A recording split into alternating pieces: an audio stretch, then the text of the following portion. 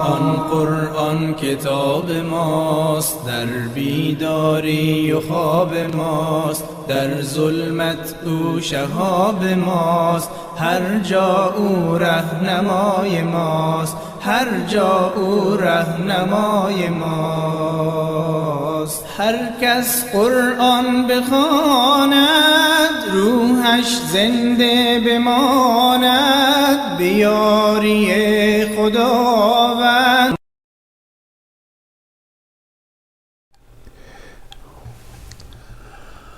أعوذ بالله السميع العليم من الشيطان اللعين الرجيم. بسم الله الرحمن الرحيم. الحمد لله نحمده ونستعينه ونستغفره ونستهديه ونؤمن به ونتوكل عليه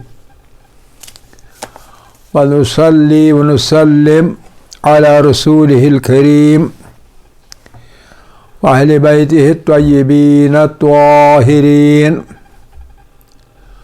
الذين أذهب الله عنهم الرجس وطهرهم تطهيرا. اللهم صل على محمد وآل محمد. رب اشرح لي صدري ويسر لي أمري واحلل عقدة من لساني يفقهوا قولي. رب يسر ولا تعسر وتمم بالخير. آمين يا رب العالمين.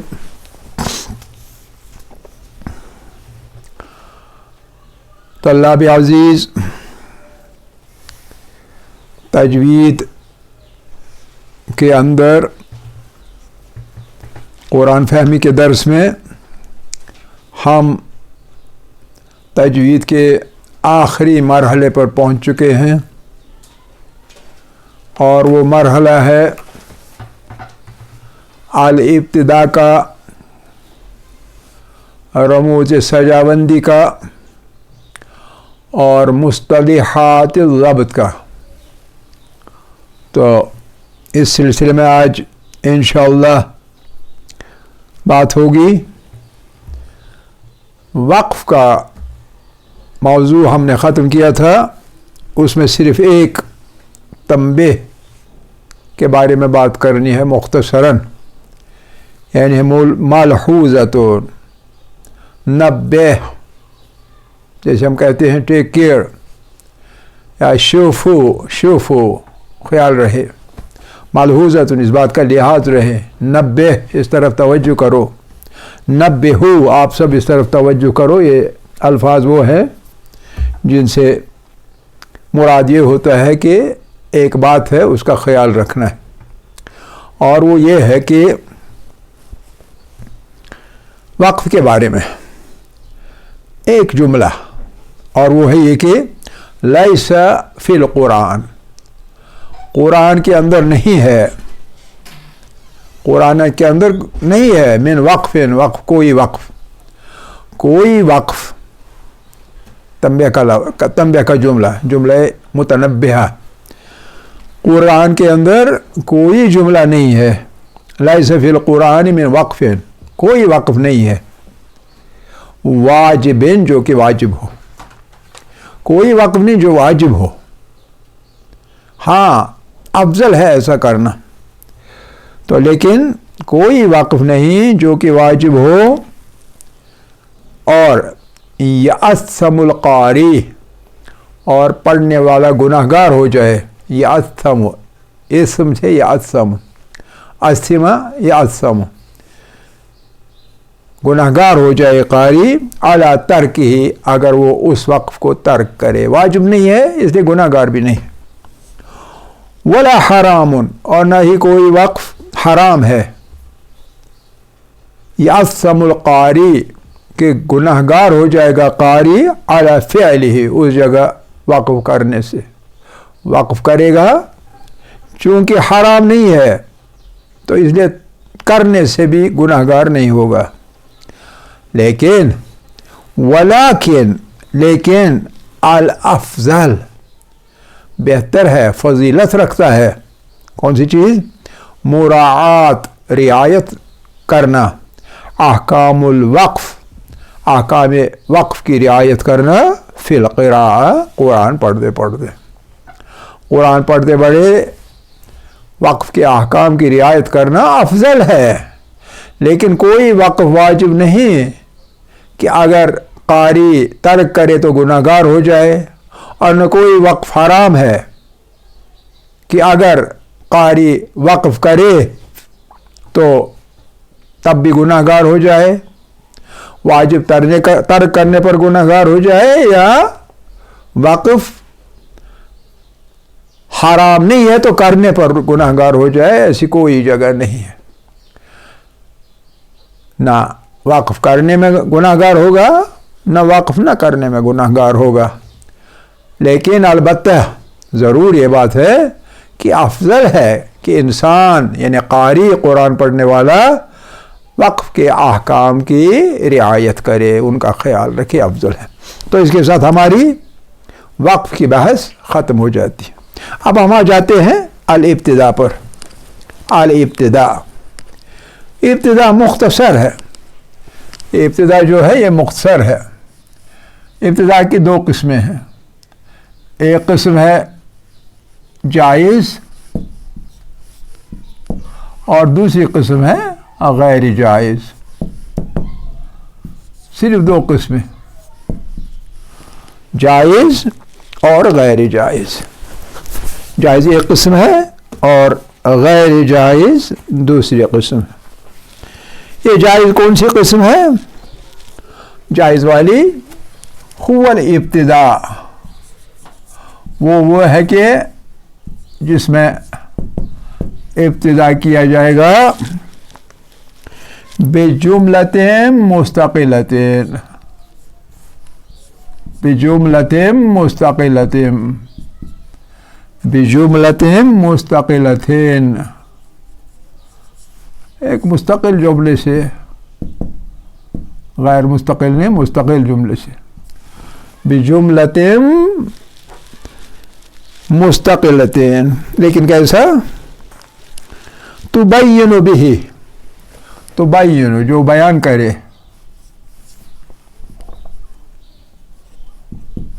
تبین بہ، تبین بہ کیا؟ تبین، تجدید اور کسرہ اس طرح بھی لکھا جاتا ہے، بلکہ اکثر آج کل اسی طرح لکھا جاتا ہے۔ یہ حرکت اوپر ہو تو زبر ہے، حرکت تجدید کے نیچے ہو تو زیر ہے۔ تبین بہ کیا بیان ہو جائے گا، کیا کلیئر ہو جائے گا؟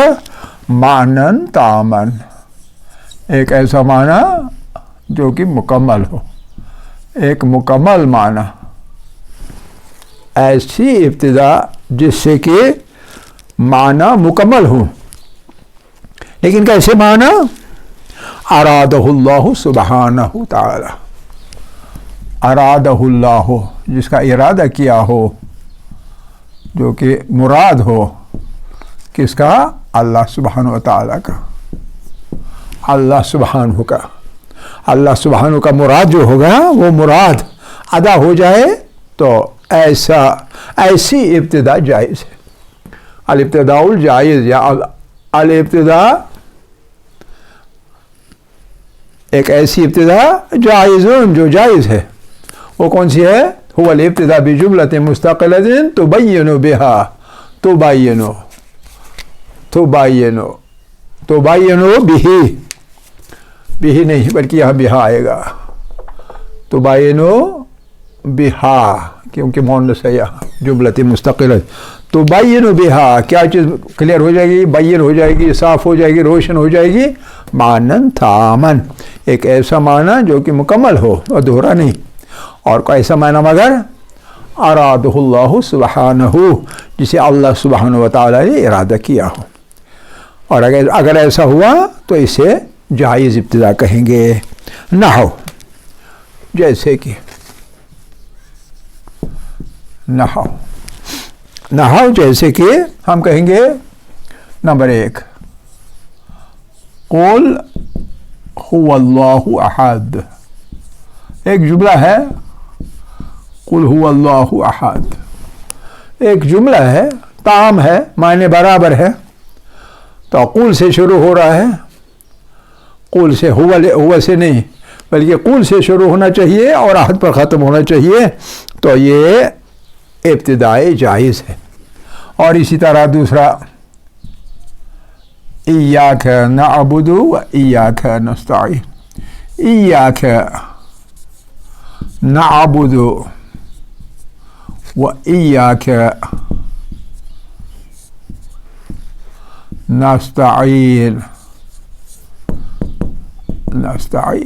یہ دوسرا جملہ مستقل ہے, مستقل جملہ ہے.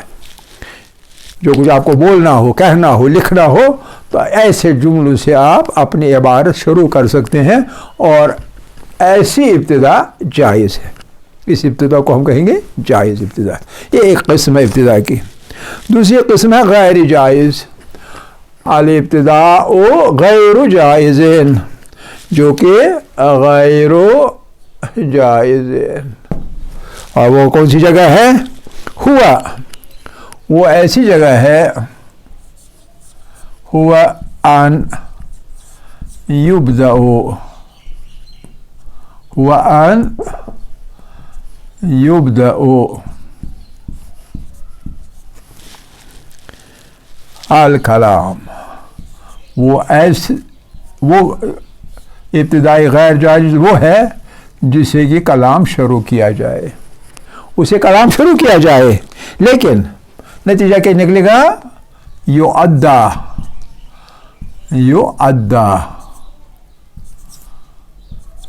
ادا ہو جائے. یؤدّا ادا ہو جائے کیا چیز؟ غیر ادا ہو جائے گا وہ چیز جو کہ نہیں ہے. ما ارادہ اللہ, اللہ نے ارادہ نہیں کیا ہے وہ کہنے کا, تو وہ ادا ہو جائے.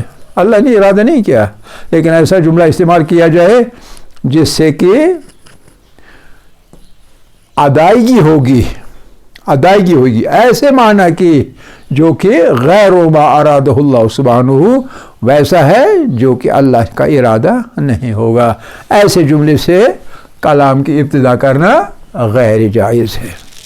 نحو, مثال کے طور پر نحو, مثال کے طور پر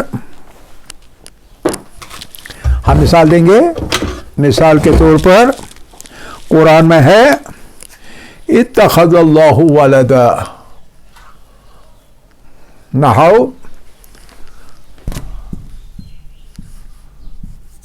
اتخذ اللہ ولدا.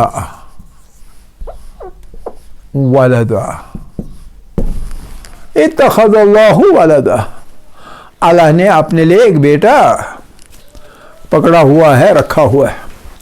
اللہ نے اپنے لیے ایک بیٹا رکھا ہوا ہے. تو یہ کلام ظاہر سی بات ہے غیر ما ارادہ اللہ سبحانہ, یہ وہ ہے جو کہ اللہ کا ارادہ نہیں ہے. یہ جملہ کہاں ہے پھر؟ اتخذ اللہ ولدا من قولہ تعالی, یہ ہے من قولہ تعالی, اللہ کے اس قول میں, قولہ تعالی. وہ کیا ہے قول؟ وقالو, قرآن میں ہے وقالو, اور وہ کہتے ہیں خدا نہیں کہتا, وہ کہتے ہیں. قالو کون کہتے ہیں؟ یہود کہتے ہیں اور عیسائی نصرانی کہتے ہیں. یہود کہتے ہیں کہ عزیر کو اپنا بیٹا بنایا, نصرانی کہتے ہیں کہ عیسیٰ علیہ السلام کو اپنا بیٹا بنایا. وقالوا اتخذ, اتخذ نہیں بلکہ وقالوا اتخذ اللہ, باقی یہی ہے اللہ ولدا. وقالوا اتخذ اللہ ولدا, وہ کہتے ہیں انہوں نے کہا اور وہ کہتے بھی ہیں، وہ کہتے ہیں کہ اتخذ اللہ ولدا، کہ اللہ نے ایک بیٹا اپنے لیے بنایا ہوا ہے، پکڑا ہوا ہے یا بنایا ہوا ہے۔ گویا یہ جو کلام ہے یہاں اتخذ اللہ ولدا، یہ ایک انڈائریکٹ نریشن ہے، قول منقول ہے، کسی کا قول نقل کیا گیا ہے۔ اور وہ کون ہے؟ وہ یہ لوگ ہیں قالو، جو کہ اس میں ضمیر ہے، قالو ضمیر جمع جو اس فعل میں ہے، قالو میں، وہ لوگ کہتے ہیں، ان کا مقولہ یہاں آیا ہوا ہے۔ لیکن ہم نے جب یہ جملہ، یہ ایک ٹکڑا الگ کیا تو معنی بدل گئے، اور معنی یہ بدل گئے کہ ہم بھی کہتے ہیں کہ اللہ نے ایک لڑکا، ایک بیٹا اپنے لیے بنایا ہوا ہے، حالانکہ ایسی بات نہیں، نہ خدا نے ایسا کہا نہ ہم کہہ رہے ہیں، لیکن وہ قالو، لیکن وہ کہتے ہیں، اور وہ کون ہے؟ یہود اور نصارہ۔ تو یہ ہے غیر جائز۔ یا اس طرح یہ سورہ بقرہ کی 116ویں آیت، البقرہ ورس نمبر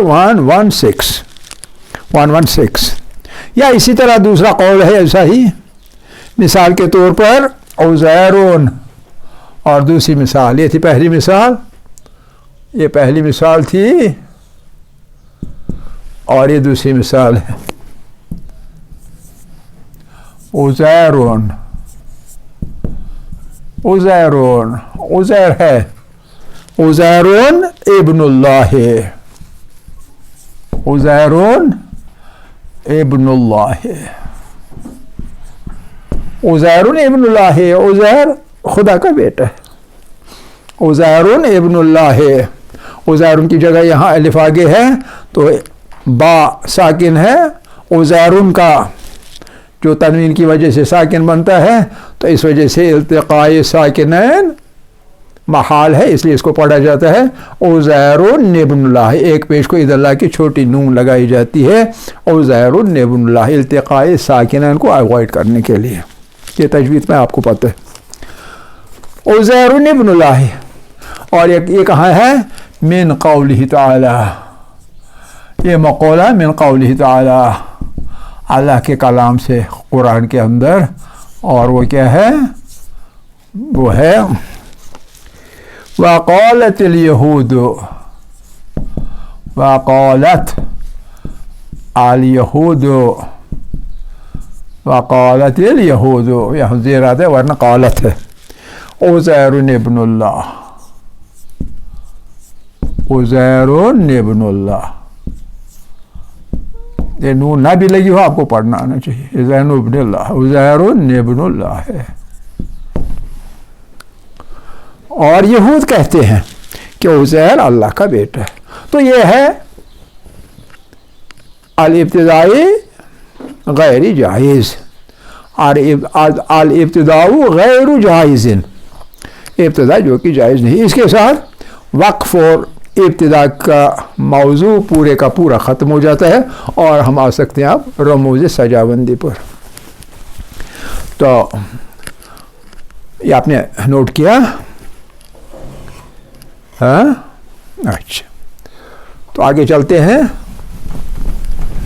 تو رموز سجاوندی جو ہے، تو قرآن کے اندر دو رموز پہلے سے مستعمل تھے۔ رموز ہوتے علامات، علامات یا اشارات، علامات یا اشارات، علامات و اشارات پہلے سے مستعمل تھے، یعنی پہلے سے استعمال میں تھے، رموز اور اشارات۔ اس میں کون سا تھا؟ اس میں ایک وقف تام تھا، ایک وقف تام۔ تو وقف تام پہلا والا، وقف تام۔ رموز، اوقاف، اشارات، علامات، ان کے مختلف نام ہیں، تو آپ جو بھی نام رکھیے، ہمیں کوئی حرج نہیں۔ ہاں، ادھر میں ایک بات کہنا چاہوں گا کہ اس ابتدا، الوقف والابتدا اور اس والے حصے کے درمیان ایک اور موضوع ہے، اس کو کہتے ہیں الراو والاشمام، لیکن ہم اسے یہاں اپنے ڈسکشن میں نہیں لائیں گے کیونکہ وہ مستقل موضوع نہیں ہے. وہ موضوع ایسے ہے کہ عرب کے اندر مختلف قبیلے مختلف طریقوں سے الفاظ کو ادا کرتے ہیں. کچھ لوگ مثال کے طور پر راؤم کرتے ہیں, کچھ لوگ نہیں کرتے ہیں, کچھ لوگ اشمام کرتے ہیں, اور کچھ لوگ اسی طرح پڑھتے ہیں جیسے ہم نے پڑھا. یہ 3 طریقے ہیں, 3 طریقوں سے سب کچھ قرات کرتے ہیں. چونکہ وہ مستقل موضوع نہیں اس لیے ہم نے چھوڑ دیا. نمبر 1 اس وجہ سے, اور نمبر 2 اس وجہ سے وہ اتنا دقیق ہے کہ شاید اس لیول پر آپ کی سمجھ میں نہ آئے, اور وہ ہے الاشمام والروم. الروم اور الاشمام. کبھی آپ کے موقع ملے تو خود بھی آپ پڑھ سکتے ہیں, یا اس درس سے باہر بھی کبھی بات ہو سکتی ہے. الروم, الاشمام, اور اس طرح الامالہ. تو اس طرح کی کچھ موضوعات ہیں مختصر مگر دقیق, ان کو ہم چھوڑ دیں کیونکہ اختلافی ہے, اس لیے ہم ان کے بارے میں بات نہیں کرتے. اس لیے رموز سجاوندی, میں نے کہا کہ سجاوند ہے الشیخ عبداللہ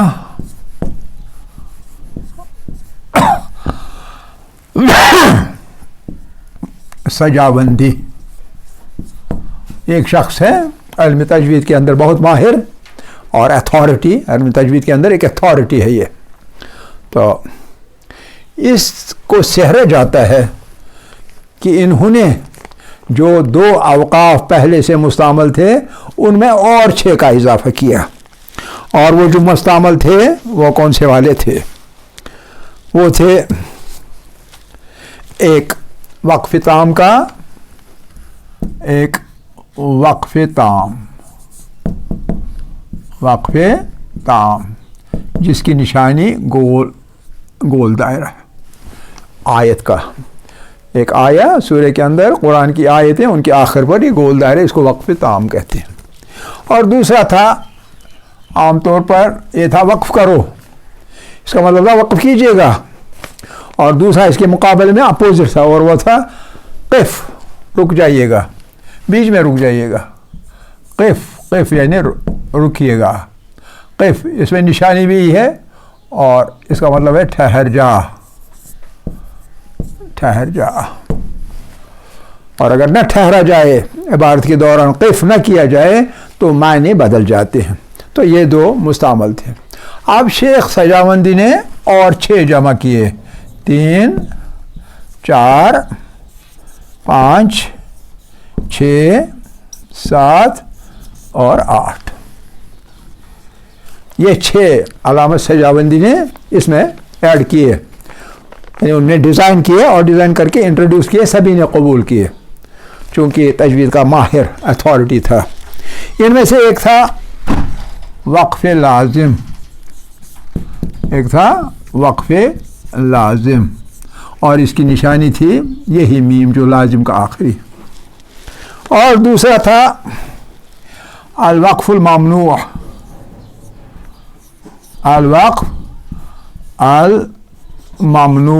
ممنوع یعنی ممنوع, یہاں وقف نہیں کر سکتے آپ, اور وہ ہے لا, نشانی اس کی لا ہے. ایک تھا الوقف المطلق.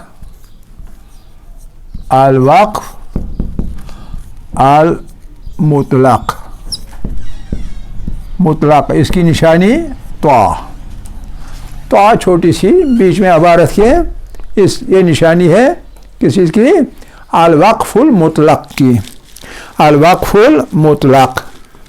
اس کے بعد الوقف الجائز.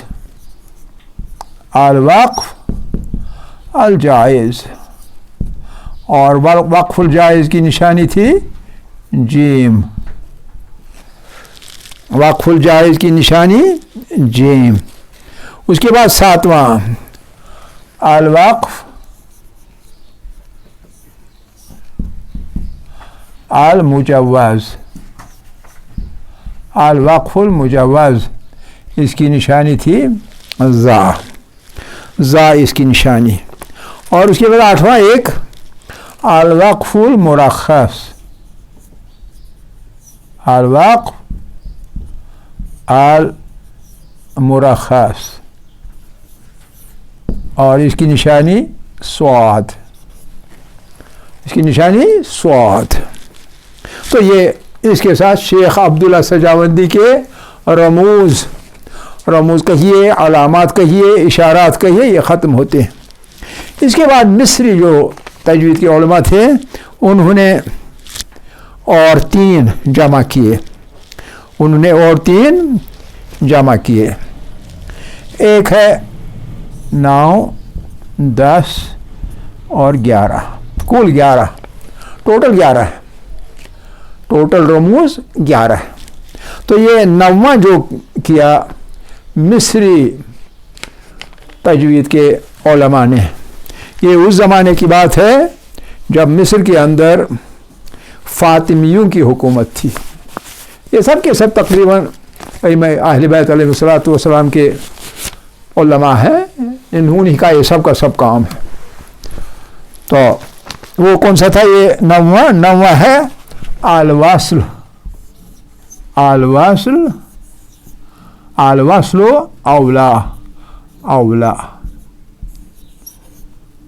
अल-वस्ल औला। और इसकी निशानी है इस तरह, यूँ भी लिखा जाता है सल्ली और बड़ी या से भी लिखा जाता है। कुछ कुरान में ऐसे लिखा है, कुछ में ऐसे लिखा, फ़र्क कोई नहीं। लेकिन इसको सली नहीं पढ़ना चाहिए, इसको सिला पढ़ना चाहिए, सिला सी यहाँ और लाम पर इधर अलिफ ज़बर, सिला। तो अगला जो है 10वां वक्फ, और वो है अल वक्फ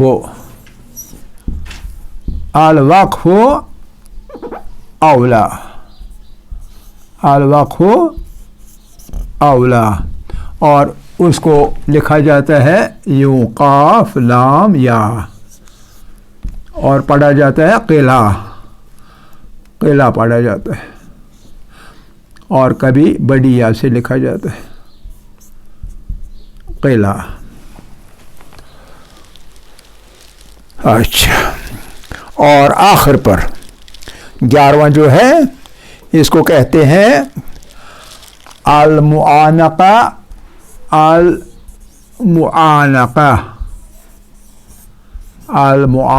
तो या अल-मुराक़बतो,